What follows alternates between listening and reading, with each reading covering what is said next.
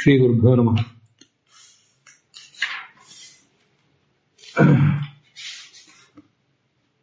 ಶ್ರುತೋಪನಿಷತ್ ಗತ್ಯ ವಿಧಾನಾಚ. ಇಲ್ಲಿ ಕಳೆದ ದಿವಸ ನಾವು ನೋಡಿದ್ದೇವೆ, ಅಗ್ನಿಗಳು ಈ ಉಪಕೋಸಲನಿಗೆ ಉಪದೇಶ ಮಾಡುವಾಗ ಮೊದಲು 3 ಜನ ಅಗ್ನಿಗಳು ಸೇರಿ ಪರಬ್ರಹ್ಮನ ಬಗ್ಗೆ ಉಪದೇಶ ಮಾಡಿದರು. ಅದಾದ್ಮೇಲೆ ಒಬ್ಬೊಬ್ಬ ಅಗ್ನಿಯು ಕೂಡ ಪ್ರತ್ಯೇಕವಾಗಿ ಉಪದೇಶ ಮಾಡಿದ. ಇಷ್ಟೆಲ್ಲ ಆದ್ಮೇಲೆ ಏಷಾತೆ ಸೌಮ್ಯತೆ ಅಸ್ಮದ್ವಿದ್ಯಾ ಆತ್ಮವಿದ್ಯಾಚ, ನಾವು ನಿನಗೆ ಅಸ್ಮದ್ವಿದ್ಯೆಯನ್ನು ಉಪದೇಶ ಮಾಡಿದೆವು, ಆತ್ಮವಿದ್ಯೆಯನ್ನು ಉಪದೇಶ ಮಾಡಿದೆವು ಅಂತ ಅವ್ರು ಹೇಳಿದರು. ಆ 3 ಜನ ಅಗ್ನಿಗಳು. ಆಚಾರ್ಯ ಬರ್ತಾನೆ, ಅವನು ನಿನಗೆ ಮುಂದಿನ ಅಗ್ನಿಯನ್ನು ಉಪದೇಶ ಮಾಡ್ತಾನೆ, ಮುಂದಿನ ನಿಮಗೆ ತತ್ವಜ್ಞಾನಕ್ಕೆ ಬೇಕಾದ ಸಂಗತಿಯನ್ನು ಉಪದೇಶ ಮಾಡ್ತಾನೆ ಅಂತ. ಇದು ಉಪನಿಷತ್ತಿನಲ್ಲೇ ಅಸ್ಮದ್ವಿದ್ಯಾ ಅಂತ ಮೊದಲಿದೆ, ಆತ್ಮವಿದ್ಯಾ ಅಂತ ಆಮೇಲಿದೆ. ಮತ್ತೆ ಜಯತೀರ್ಥರು ಟೀಕಾದಲ್ಲಿ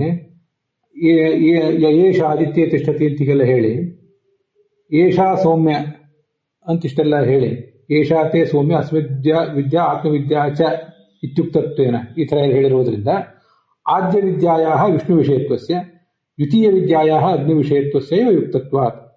ಮೊದಲನೇ ವಿದ್ಯೆ ಅನ್ನೋದು ವಿಷ್ಣು ವಿಷಯಕ ಆಗಬೇಕು, ದ್ವಿತೀಯ ವಿದ್ಯಾ ಅನ್ನೋದು ಅಗ್ನಿ ವಿಷಯಕ ಆಗಬೇಕು ಅಂತ ಇಷ್ಟು ಬಂದಿದೆ. ಒಟ್ಟು 3 ಸಂಗತಿಗಳು.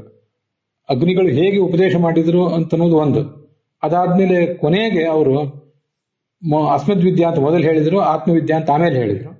ಜಯತೀರ್ಥರು ಆದ್ಯ ವಿದ್ಯಾ ಅಂತ ಒಂದು ಶಬ್ದ ಪ್ರಯೋಗ ಮಾಡಿದ್ದಾರೆ, ಅದು ವಿಷ್ಣು ವಿಷಯಕ ಅಂತ ಹೇಳಿದ್ದಾರೆ. ದ್ವಿತೀಯ ವಿದ್ಯಾ ಅಂತ ಆಮೇಲೆ ಹೇಳಿದ್ದಾರೆ, ಅದು ಅಗ್ನಿ ವಿಷಯಕ ಅಂತ ಹೇಳಿದ್ದಾರೆ. ಇಲ್ಲಿ ವಾದಿರಾಜ ಸ್ವಾಮಿಗಳು ಮತ್ತೆ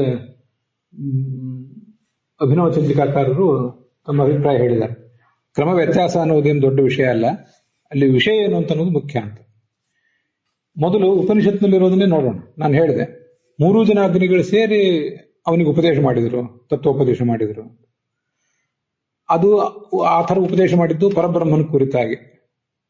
ಅದಾದ್ಮೇಲೆ ಅವರು 3 ಜನ ಪ್ರತ್ಯೇಕವಾಗಿ ಒಂದೊಂದು ಭಗವಂತನ ರೂಪವನ್ನು ಉಪದೇಶ ಮಾಡಿದರು.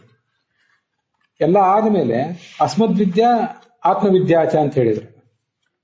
ಅಲ್ಲೇ ಅವ್ರೇನ್ ಮಾಡಿದ್ದಾರೆ, ವ್ಯತ್ಯಾಸ ಮಾಡಿದ್ದಾರೆ. ಉಪನಿಷತ್ನಲ್ಲೇ ವ್ಯತ್ಯಾಸ ಮಾಡಿದ್ದಾರೆ. ಅಸ್ಮದ್ವಿದ್ಯಾ ಅಂದ್ರೆ ನಮ್ಮಲ್ಲಿ ಅಂತರ್ಗತನಾದ ಭಗವಂತನ ಉಪದೇಶ ಅಂತ ಅರ್ಥ. ಆತ್ಮವಿದ್ಯಾ ಅಂದ್ರೆ ವ್ಯಾಪ್ತನಾದ ಭಗವಂತನ ಉಪದೇಶ ಅಂತ ಅರ್ಥ. ಉಪನಿಷತ್ತಿನ ಕ್ರಮದಲ್ಲಿ ಮೊದಲು ಬಂದದ್ದು ಆತ್ಮವಿದ್ಯಾ, ಅಂದ್ರೆ ವ್ಯಾಪ್ತನಾದ ಪರಬ್ರಹ್ಮನ ವಿದ್ಯಾ. ಪ್ರಾಣೋ ಬ್ರಹ್ಮ ಕಂ ಬ್ರಹ್ಮ ಖಂ ಬ್ರಹ್ಮ ಅಂತ. ಯಾಕಂದ್ರೆ ಆತ್ಮ ಅಂದ್ರು ಬ್ರಹ್ಮ ಅಂದ್ರು ಒಂದೇ ಅರ್ಥ. ಆತ್ಮವಿದ್ಯಾ ಮೊದಲು ಬಂದಿರೋದು, ಅಸ್ಮದ್ವಿದ್ಯಾ ಆಮೇಲೆ ಬಂದಿರುವುದು, ಪ್ರತ್ಯೇಕವಾಗಿ ಒಬ್ಬೊಬ್ರು ಹೇಳಿರೋದು.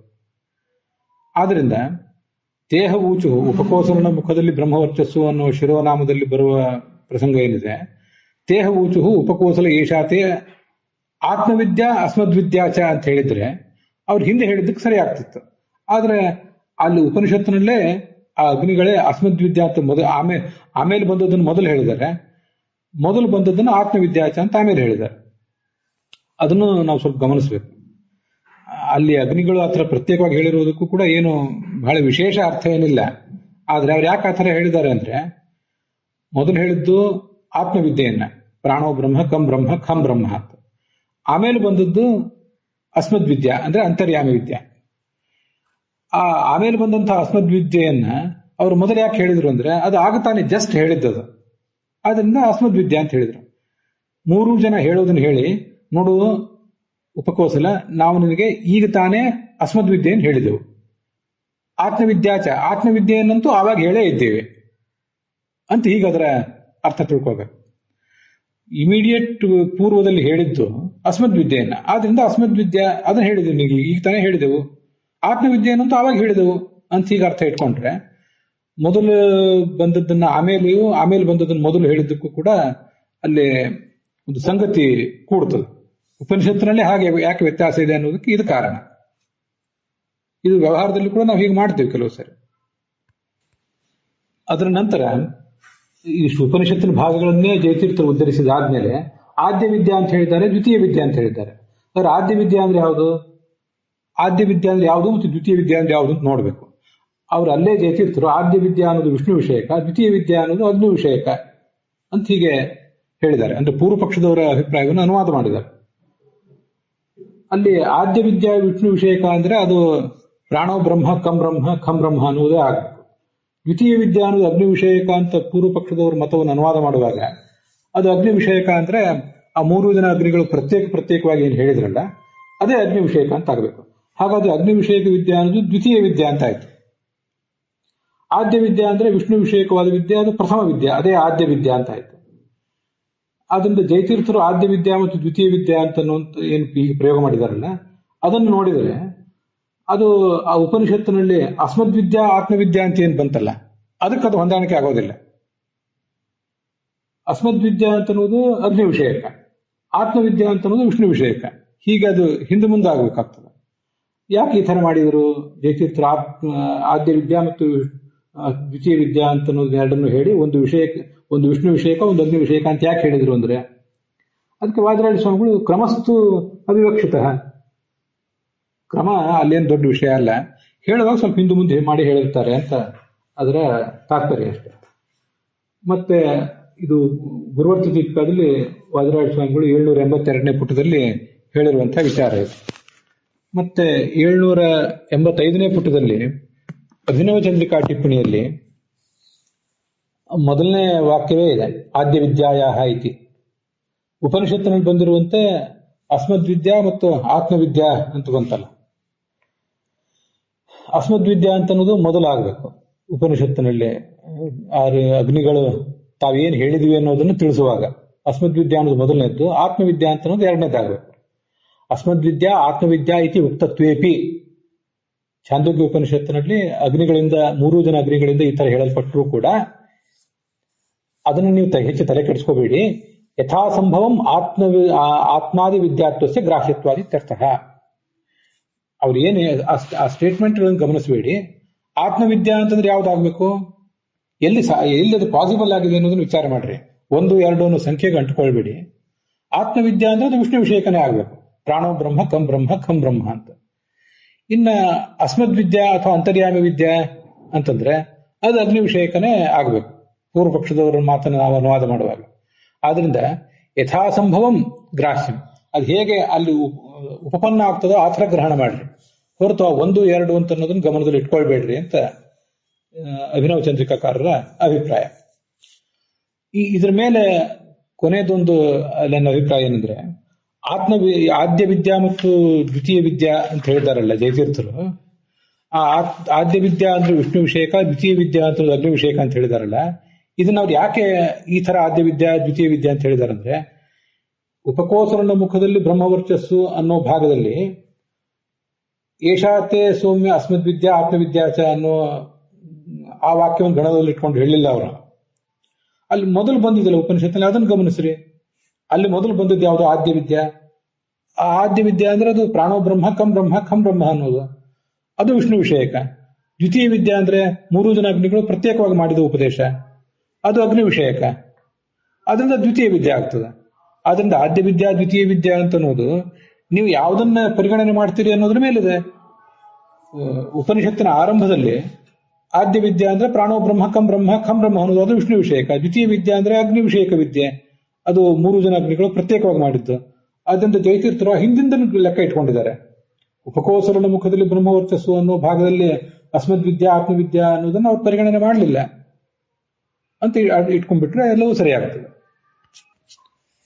ಭಾಷ್ಯ ದೀಪಿಕಾಗಿ ನೋಡೋಣ. ಅಲ್ಲಿ 262ನೇ ಪುಟದಲ್ಲಿ ಕೊನೆಗೆ ತತ್ವಪ್ರದೀಪೇತು ಸ ಏನಾನ್ ಬ್ರಹ್ಮಗಮಯತಿ ಇತಿ ಶ್ರುತೋಪನಿಷತ್ಕಾನಾಂ ಅಂತ ಇದೆಯಲ್ಲ, ಶ್ರುತ ಉಪನಿಷದ್ಗತ ಉಪಾಸನಾನಾಂ, ಶ್ರವಣ ಮಾಡಲ್ಪಟ್ಟಂತಹ ಉಪನಿಷತ್ತೇನಿದೆ ಅದರಲ್ಲಿ ಬಂದಂತಹ ಉಪಾಸನೆಯನ್ನ ಅಳವಡಿಸಿಕೊಂಡವರು.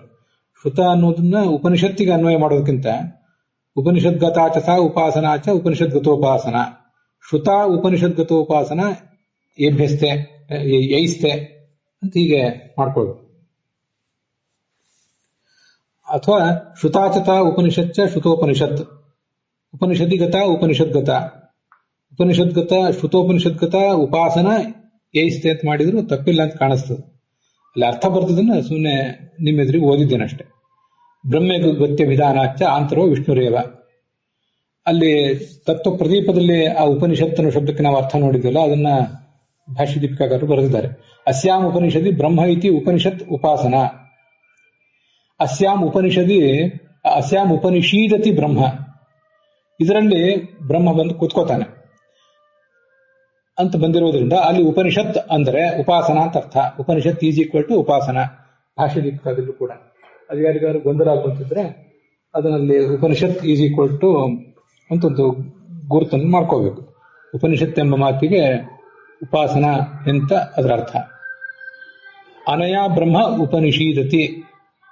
ಇದರಿಂದ ಈ ಉಪಾಸನೆಯಿಂದ ಬ್ರಹ್ಮನನ್ನು ಹೋಗಿ ತಲುಪ್ತಾನೆ. ಇತಿವಾ ಉಕ್ತಂ. ಶ್ರುತ ವಿಷಯಿಣಿ ಯಾ ಉಪನಿಷತ್. ನೋಡಿ, ಅವರು ಶ್ರುತ ಮತ್ತು ಉಪನಿಷತ್ ಅನ್ನೋದಕ್ಕೆ ಸಮಾಸ ಮಾಡಿದಂತೆ ಕಾಣಿಸ್ತದೆ. ಶ್ರುತ ವಿಷಯಿಣಿ ಯಾ ಉಪನಿಷತ್, ಶ್ರುತದ ಕುರಿತಾಗಿ ಇರುವಂತಹ ಒಂದು ಉಪನಿಷತ್. ಶ್ರುತ ವಿಷಯಿಣಿ, ಶ್ರವಣ ಮಾಡಿದ್ದೇವೆ, ಅದನ್ನ ವಿಷಯೀಕರಿಸುವ ಉಪನಿಷತ್. ಉಪನಿಷತ್ ಅಂದ್ರೆ ಮತಿಧ್ಯಾನ ರೂಪ ಉಪಾಸನ. ಉಪನಿಷತ್ ಅಂದ್ರೆ ಏನರ್ಥ ಅದನ್ನು ತಿಳಿಸ್ತಿದ್ದಾರೆ. ಉಪನಿಷತ್ ಈಸ್ ಈಕ್ವಲ್ ಟು ಮತಿಧ್ಯಾನ ರೂಪ ಉಪಾಸನ. ಮತಿ ಅಂದ್ರೆ ಮನನ, ಮತಿ ಅಂದ್ರೆ ಬುದ್ಧಿ ಅಂತ ಅರ್ಥ ಅಲ್ಲ ಇಲ್ಲಿ, ಮತಿ ಅಂದ್ರೆ ಮನನ ಅಂತ ಅರ್ಥ. ಧ್ಯಾನ ಅಂದ್ರಂತೂ ಧ್ಯಾನವೇ. ಹೀಗೆ ನಾವು ಮನನ ಮಾಡುವುದು ಮತ್ತು ಧ್ಯಾನ ಮಾಡುವುದೇನಿದೆ ಅದು ಶ್ರುತ ವಿಷಯಕ ಆಗಬೇಕು. ಈಗಾಗಲೇ ಏನು ಶ್ರವಣ ಮಾಡಿದ್ದೀವಿ ಅದರ ಕುರಿತಾಗಿ ಮನನ, ಅದರ ಕುರಿತಾಗಿ ಧ್ಯಾನ, ಅದನ್ನೇ ಉಪಾಸನ ಅಂತ ಹೇಳಿರೋದು. ತತ್ಕಾನಾಂ, ಅದನ್ನ ಹೊಂದಿರುವಂಥವ್ರು ಯಾರು? ಆ ಭಕ್ತರು. ತತ್ಕಾನಾಂ, ಅದನ್ನೇ ಶ್ರುತೋಪನಿಷತ್ಕ ಅನ್ನೋ ಶಬ್ದದಿಂದ ಹೇಳಿರೋದು. ತದ್ಗತಂ ತದ್ವಿಷಯಕಂ ಧ್ಯಾನರೂಪ ಉಪಾಸನಂ ತದ್ವತಾಂ. ಆ ಉಪನಿಷತ್ತಲ್ಲಿ ಬಂದಿರುವಂತಹ ಪರಬ್ರಹ್ಮನನ್ನು ವಿಷಯೀಕರಿಸುವಂತ, ಆ ಶ್ರುತ ಉಪನಿಷತ್ತನ್ನು ವಿಷಯೀಕರಿಸುವಂತಹ ಧ್ಯಾನ ಮತ್ತು ಧ್ಯಾನವೆಂಬ ಉಪಾಸನೆ ಅದು ಉಳ್ಳವರು ಅಂತ ಹೀಗಾದ್ರೆ ಅರ್ಥ. ಅದೇ ಹಿಂದೆ ಜಯತೀರ್ಥರ ಮಾತಿನಲ್ಲೂ ಕೂಡ ಅದು ಬಂದಿದೆ. ಅತಯೇವ ಆಹ ಟೀಕಾಕೃತ ಅಂತ ಮುಂದೆ ಅದನ್ನು ಹೇಳಿದ್ದಾರೆ ನೋಡಿ. ಅನೇನ ಉಪನಿಷತ್ ಶಬ್ದ ಮತಿಧ್ಯಾನ ರೂಪ ಉಪಾಸನಾಪರಃ. ಉಪನಿಷತ್ ಎಂಬ ಶಬ್ದಕ್ಕೆ ಉಪಾಸನ ಅಂತ ಅರ್ಥ. ಉಪಾಸನ ಅಂದ್ರೆ ಏನು? ಮನನ ಮತ್ತು ಧ್ಯಾನರೂಪವಾಗದೆ ಉಪಾಸನೆ. ಬ್ರಹ್ಮ ಇತ್ಯನೇನ ಬಹುವ್ರೀಹಿ ಸಮಾಸ ಅವಯವಭೂತ ಕಶಬ್ದ. ಪ್ರದೀಪದಲ್ಲಿ ಕ ಎಂಬ ಶಬ್ದ ಬಹುವ್ರೀಹಿ ಸಮಾಸದ ಅವಯವಭೂತವಾದದ್ದು. ಅದು ಆ ಬಹುವ್ರೀಹಿ ಸಮಾಸವನ್ನು ಸೂಚನೆ ಮಾಡ್ಲಿಕ್ಕಾಗಿರೋದು ಅಂತ ಹಿಂದೆ ಹೇಳಿದ್ನಲ್ಲ, ಅದೇ ಅಲ್ಲಿ ನಾವು ಹಿಂದೆ ನೋಡಿರ್ಲಿಲ್ಲ, ಇದಕ್ಕಾಗಿ ನೋಡ್ಬೇಕು. ಉಪನಿಷತ್ಕ ಅಂತಿದೆಯಲ್ಲ, ಅದನ್ನ ಈ ತತ್ವ ಪ್ರದೀಪಕಾರರ ಹಾಗೆ ಹೇಳಲಿಲ್ಲ, ಆದ್ರೆ ಅದನ್ನು ಇವರು ವ್ಯಾಖ್ಯಾನ ಮಾಡಿರೋದು ತುಂಬಾ ಚೆನ್ನಾಗಿದೆ. ಶ್ರುತೋಪನಿಷತ್ಕ ಅಂದ್ರೆ ಆ ಉಪನಿಷತ್ತನ್ನು ಶ್ರವಣ ಮಾಡಿದ ವ್ಯಕ್ತಿಗಳು. ಕ ಅನ್ನೋದು ಬಹುವ್ರೀಹಿ ಸಮಾಸದ ಅವಯವಭೂತ, ಅದು ಬಹುವ್ರೀಹಿ ಸಮಾಸವನ್ನು ಸೂಚನೆ ಮಾಡ್ಲಿಕ್ಕೆ. ಆ ಕ ಶಬ್ದವನ್ನು ಆವೃತ್ತ ಮಾಡ್ಕೊಳ್ಳಿ, ಇನ್ನೊಂದ್ಸರಿ ಇಟ್ಕೊಳ್ಳಿ. ಇನ್ನೊಂದ್ಸರಿ ಇಟ್ಕೊಂಡ್ರೆ ಕ ಅಂದ್ರೆ ಬ್ರಹ್ಮ ಅಂತ ಅರ್ಥ ಆಗ್ತದೆ. ಬ್ರಹ್ಮ ಇತ್ಯುಕ್ತಂ ಭವತಿ. ತತ್ವ ಪ್ರದೀಪ ನೋಡಿದ್ರು ನಮಗೆ ಹೀಗೆ ತಿಳಿದಿರಲಿಲ್ಲ, ಆದ್ರೆ ಇವರು ಅದನ್ನು ವ್ಯಾಖ್ಯಾನ ಮಾಡಿದ್ದಾರೆ ಅಷ್ಟೇ. ಅತಯೇವಾಹ ಟೀಕಾಕಾರರು ಹೇಳ್ತಾರೆ, ಶ್ರುತಪದಂ ಮನನ ನಿಧಿಧ್ಯಾಸನ ರೂಪ ನಿಧಿಧ್ಯಾಸನ ಉಪಲಕ್ಷಕಂ. ಶ್ರುತ ಅಂದ್ರೆ ಕೇವಲ ಶ್ರವಣ ಅಂತ ಅರ್ಥ ಅಲ್ಲ, ಶ್ರವಣವನ್ನು ಇಟ್ಕೋಬೇಕು. ಮನನ ನಿಧಿಧ್ಯಾಸನಗಳನ್ನು, ನಿಧಿಧ್ಯಾಸನ ಅಂದ್ರೆ ಧ್ಯಾನ ಅಂತ ಅರ್ಥ, ಅದನ್ನು ಕೂಡ ಇಟ್ಕೊಳ್ಬೇಕು. ಅಂತೂ ತತ್ವ ಪ್ರದೀಪದಲ್ಲಿ ಉಪನಿಷತ್ ಅಂದ್ರೆ ಉಪಾಸನ ಅಂತ ಅರ್ಥ. ಟೀಕಾಕಾರರ ಪಕ್ಷದಲ್ಲಿ ಉಪನಿಷತ್ ಅಂದ್ರೆ ವಿದ್ಯಾ, ಆ ಒಂದು ವೇದದ ಆ ಭಾಗ ಅಂತ ಇಷ್ಟು ಒಟ್ಟು ಅರ್ಥ ಆಗ್ತದೆ. ಛಾಂದೋಗ್ಯ ಉಪನಿಷತ್ತಿನ ಆ ವೇದ ವಾಕ್ಯಕ್ಕೆ ಅವರ ಅರ್ಥ ಬರೆದಿದ್ದಾರೆ. ಈ ಪುತ್ರಾದಯ ಮಕ್ಕಳು ಮೊದಲಾದವರು, ಇವನಿಗೆ ಶವ್ಯಂ ಅಂದ್ರೆ ಶವಯೋಗ್ಯಂ, ಆ ಶವಕ್ಕೆ ಏನೊಂದು ಸಂಸ್ಕಾರ ಮಾಡ್ಬೇಕಲ್ಲ, ಅದನ್ನೆಲ್ಲ ಅವರು ಮಾಡಿದ್ರು ಆಯ್ತು, ಮಾಡದೇ ಇದ್ರು ಆಯ್ತು, ಅವನು ಎಲ್ಲೆಲ್ಲಿ ಹೋಗಿ ತಲುಪ್ತಾನೆ ಅಂತನ್ನೋದನ್ನ ವರ್ಣನೆ ಮಾಡಿದ್ದಾರೆ. ವಿದ್ಯುತ್ ಅಭಿಮಾನಿ ಲೋಕಾನ್ ಕ್ರಮೇಣ ಪ್ರಾಪ್ನೋತಿ ಅಂತ ಪ್ಯಾರಾಗ್ರಾಫ್ ನಲ್ಲಿ 264ನೇ ಪುಟದಲ್ಲಿದೆ. ತಸ್ಯಾಹ ತತ್ಪುರುಷೋ ಮಾನವ ಅಂದ್ರೆ ತಸ್ಯಾಹ ಪುರುಷ ತತ್ಪುರುಷ. ತಸ್ಯಾಹ ಅಂದ್ರೆ ವಿದ್ಯುನ್ನಾಮ್ಯ ಭಾರತ್ಯಾಹ, ವಿದ್ಯುತ್ ಎಂಬ ಹೆಸರುಳ್ಳ ಭಾರತೀ ದೇವಿ. ಅವಳ ಪುರುಷ ಅಂದ್ರೆ ಭರ್ತ, ಗಂಡ ಅಂತ ಅರ್ಥ. ನಾನು ಹೇಳಿದ್ದೆ ಹಿಂದೆ, ಪುರುಷ ಅಂದ್ರೆ ತುಳು ಭಾಷೆಯಲ್ಲಿ ಇವತ್ತಿಗೂ ಗಂಡ ಅನ್ನೋ ಹೇಳಲಿಕ್ಕೆ ಪುರುಷ ಅಂತಾನೆ ಅವ್ರು ಹೇಳ್ತಾರೆ. ಪ್ರಾಸಂಗಿಕವಾಗಿ ಹೇಳ್ತೇನೆ ಅಷ್ಟೇ. ಎಲ್ಲಿ ನಿಮ್ ಪುರುಷ ಅಂತ ಕೇಳಿದ್ರೆ ನಿಮ್ಮ ಮನೆಯವರು ಎಲ್ಲಿ, ನಿಮ್ಮ ಯಜಮಾನರು ಎಲ್ಲಿ ಅಂತ. ತುಂಬಾ ಸುಂದರವಾದ ಶಬ್ದ ಅದು. ಹಾಗೆ ಎಲ್ಲಿ ನಿಮ್ ಪ್ರಕೃತಿ ಅಂತ ಕೇಳೋದನ್ನು ಒಂದು ರೂಢಿ ಮಾಡ್ಕೊಳ್ಬೇಕು ಅಂತ ನಂದೊಂದು ಅಭಿಪ್ರಾಯ. ಎಲ್ಲಿ ನಿಮ್ ಪ್ರಕೃತಿ, ನಿಮ್ ಮನೆಯವ್ರು ಎಲ್ರಿ, ನಿಮ್ ಮನೆಯವರೆಲ್ಲಿ, ನಿಮ್ ಶ್ರೀಮತಿಯವರೆಲ್ಲಿ ಅಂತ, ನಿಮ್ ಯಜಮಾನತಿ ಎಲ್ಲಿ ಅಂತ ಕೇಳೋದ್ರ ಜೊತೆಗೆ ಎಲ್ಲಿ ನಿಮ್ ಪುರುಷ, ಎಲ್ಲಿ ನಿಮ್ ಪ್ರಕೃತಿ, ನಂದೊಂದು ಸಲಹೆ ಅಷ್ಟೆ. ಸರಿ. ಮಾನವ ಮನುಸಂದೇಶ, ಯಾಕೆ ಮಾನವ ಅದು ಹಿಂದೆ ಬಂದಿರಲಿಲ್ಲ, ಈಗಲೇ ನೋಡ್ತಿದ್ವಿ. ಮನುಸಂದೇಶ ವಿಷ್ಣು ಪ್ರಿಯ, ಭಗವಂತ ಸರ್ವಶಬ್ದ ವಾಚ್ಯ, ಅವನು ಮನು. ಆ ಮನುಶಬ್ದವಾಚ್ಯನಾದ ವಿಷ್ಣುವಿಗೆ ಅತ್ಯಂತ ಪ್ರಿಯ ಇವನು, ಆದ್ದರಿಂದ ಇವನು ಮಾನವ. ಮನೋಹ ಅಯಂ ಮಾನವ, ಪ್ರಿಯ ಅಂತನೂ ಅರ್ಥ ಅವನ ಮಗ. ಮನೋಹ ಅಯಂ ಮಾನವ, ದಶರಥಸ್ಯ ಪುತ್ರಪುಮಾನ್ ದಾಶರಥಿ ಇದ್ದಂಗೆ ಮನೋಹ ಅಯಂ ಮಾನವ. ಮುಖ್ಯವಾಯು, ಇಂಥ ಶಬ್ದಗಳನ್ನು ಕೂಡ ನಾವು ವ್ಯವಹಾರದಲ್ಲಿ ಮಕ್ಕಳಿಗೆ ಇಡೋದನ್ನು ರೂಢಿ ಮಾಡ್ಕೋಬೇಕು. ಆ ಮುಖ್ಯವಾಯು ಏನಿದ್ದಾನಲ್ಲ ಅವನ ಬಳಿಗೆ ಹೋಗ್ತಾರೆ ಮೊದಲು. ಆ ವಾಯು ಏನ್ ಮಾಡ್ತಾನೆ, ತನ್ನ ಬಳಿಗೆ ಬಂದವರನ್ನ, ಏನಾನ್ ಸಮ ಆಪ್ತಾನ್, ತನ್ನ ಬಳಿಗೆ ಬಂದವರನ್ನ, ಅವರು ಪ್ರತೀಕಾಲಂಬರದಾಗಿದ್ರೆ ಅವ್ರಿಗೊಂದು ವ್ಯವಸ್ಥೆ, ಅಪ್ರತೀಕಾಲಂಬರದಾಗಿದ್ರೆ ಮತ್ತೊಂದು ವ್ಯವಸ್ಥೆ ಇದೆ. ಅದೇನು ಹಿಂದೆ ಬೇಡ ಅಂತ ಬಿಟ್ಟಿದ್ದೆ, ಈಗೇನು ಹೇಳಬೇಕು ಅಂತ ಅನಿಸ್ತು ಹೇಳ್ತಿದ್ದೇನೆ. ಅಲ್ಲಿ ಮುಂದೆ ಅದು ಬರೋದಿದೆ 4ನೇ ಅಧ್ಯಾಯದಲ್ಲಿ. ಪ್ರತೀಕ ಅಂದ್ರೆ ದೇಹ, ಅಲ್ಲೇ ಭಗವಂತನನ್ನು ಕಾಣುವವರಿಗೆ ಪ್ರತೀಕಾಲಂಬರರು ಅಂತಾರೆ. ಅವರನ್ನ ಚತುರ್ಮುಖ ಬ್ರಹ್ಮನ ಬಳಿ ಕರ್ಕೊಂಡು ಹೋಗ್ತಾನೆ. ಚತುರ್ಮುಖಾಖ್ಯಂ ಕಾರ್ಯಂ ಬ್ರಹ್ಮ, ಮುಖ್ಯ ಪ್ರಾಣ ಪ್ರತೀಕಾಲಂಬನರಾದ ಸಣ್ಣ ಯೋಗ್ಯತೆ ಇರುವ ಜೀವರನ್ನ ಚತುರ್ಮುಖ ಬ್ರಹ್ಮ ಎಂಬ ಬ್ರಹ್ಮನ ಬಳಿ ಕರ್ಕೊಂಡು ಹೋಗ್ತಾನೆ. ಇವನು ಕಾರ್ಯಬ್ರಹ್ಮ ಇವನು, ಯಾಕಂದ್ರೆ ಉತ್ಪತ್ತಿ ಉಳ್ಳ ಬ್ರಹ್ಮ. ಅಪ್ರತೀಕಾಲಂಬರರಾದ ದೇವತೆಗಳೇನಿದ್ದಾರೆ ಅವರನ್ನು ಇದೇ ಮುಖ್ಯ ಪ್ರಾಣನೇ ಪರಂ ಬ್ರಹ್ಮ, ಕಾರ್ಯನಲ್ಲದ ಅಕಾರ್ಯನಾದ ಅನಾದಿನಿತ್ಯಾದ ಬ್ರಹ್ಮನ ಬಳಿಗೆ ಅವನು ಕರ್ಕೊಂಡು ಹೋಗ್ತಾನೆ ಅಂತ ಹೀಗದರ ತಾತ್ಪರ್ಯ. ಅಲ್ಲಿಗೆ ಈ ಭಾಗ ಸಮಾಪ್ತ ಆಗಿದೆ. ಭಾಷ್ಯ ದೀಪಿಕನು ಕೂಡ ಇಲ್ಲಿಗೆ ಸಮಾಪ್ತ ಆಗಿದೆ.